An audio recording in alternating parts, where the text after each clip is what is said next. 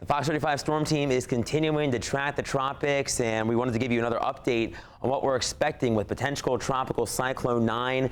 I'm Storm Team meteorologist TJ Springer. Thanks for joining us, and hopefully you continue to stay with the Storm Team as we continue to watch this storm unfold. This is from our 2 o'clock advisory. The wind now sustained at 30 miles per hour as it continues this northward movement at a 6 miles per hour. It's likely going to strengthen to a tropical storm later on tonight into the wee hours of our Tuesday. Then as it moves over the extreme warmth in the Gulf, strengthen to a Cat 1 and potentially a Category 2. And I wouldn't even be shocked if it strengthens even more so with the ingredients in play that we do have as this storm moves up through the Gulf and closer to the panhandle of Florida, likely making landfall potentially in the panhandle over to the Big Bend. But remember, this cone, that center could be anywhere in this cone of what we say uncertainty, so to speak. We still have a few days and we're going to continue to fine tune these details, but right now the center could be pretty much anywhere before it moves overland up toward Georgia and the Carolinas and continues that weakening trend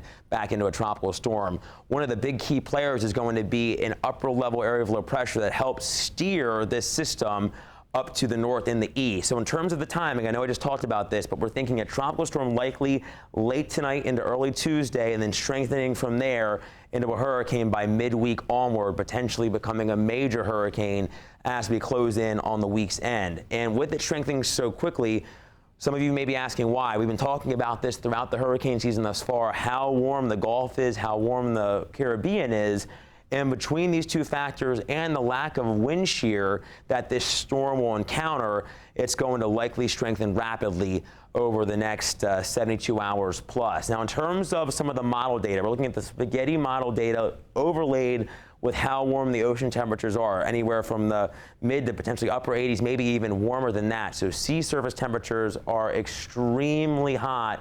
And watch what happens. You can see a lot of the data suggests it going up toward the Big Bend, but there's still an outside chance with the help of that upper level low that it could push it farther to the east. And if that's the case, Central Florida, locally speaking, will have to be on even higher alert. But I think our northwestern communities, our WOGX viewers up closer to Dixie, Gilchrist, Levy counties, that's where we're going to have to watch this, and westward toward the coastline as all this continues to come together over the next few days. Now, this is our Fox model. Remember, this is exclusive to us here on the Fox 35 Storm Team, and I zoom this out. We're going to watch this system continue to move northbound over the next 12 to 24 hours. So this is Tuesday morning at 9, likely already a tropical storm here. As it moves northward from there out of the Caribbean into the Gulf, it's going to continue this strengthening as we head toward the latter half of our Tuesday.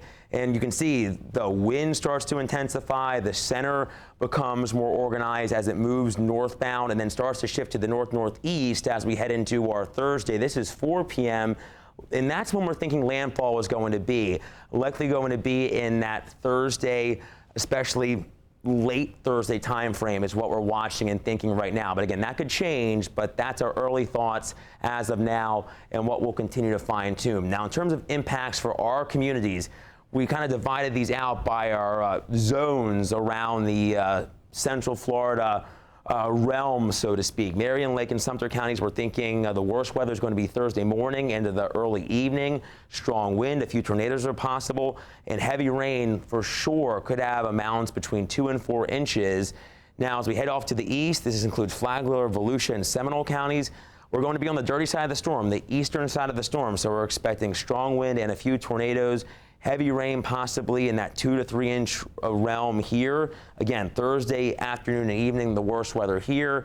As we head through Orange, Osceola, and Brevard counties, same story. Late Thursday, that's when we're expecting the strongest wind, a few tornadoes, and heavy rain in that 2 to 3 inch range. As we head back up to our northwestern communities, Dixie, Gilchrist, Levy, and Alachua counties. This is, again, Thursday evening, tropical storm force wind gusts, watching out for a few tornadoes and heavy rain, likely heavier rain here with 3 to 5 inches possible because these communities going to be closer to likely the center of circulation and where potential Helene will make landfall. Now, I wanted to talk a little bit about the impacts because I mentioned the eastern side of the storm, which is the side of the storm we're going to be on. That is the dirty side of the storm, we see, because of the impacts it could bring. And we're likely going to have the greatest tornado threat in this area because of how the storms will rotate with the greater circulation around what would become Helene. And again, worst of the wind in this quadrant.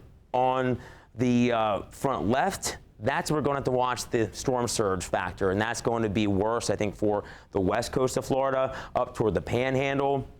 As we head down to the back right, still strong wind, still significant rain, and then the back left, so to speak, this is the weakest part of the storm. Still dangerous, but I think our concern is going to be on that right side, and that's where we're going to have to monitor the impacts as we head through time. So make sure you stay with us for the latest. Make sure you have your hurricane preparedness kit stocked and ready to go.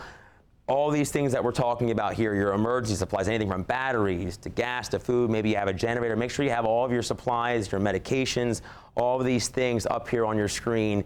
And if you are one of those communities that may have to evacuate, make sure you have that go bag packed and ready to go. Of course, we're going to continue to watch this extremely closely here in the Fox 35 Storm Center. Monitor our latest and make sure you join us on air and online as we continue to watch this system unfold.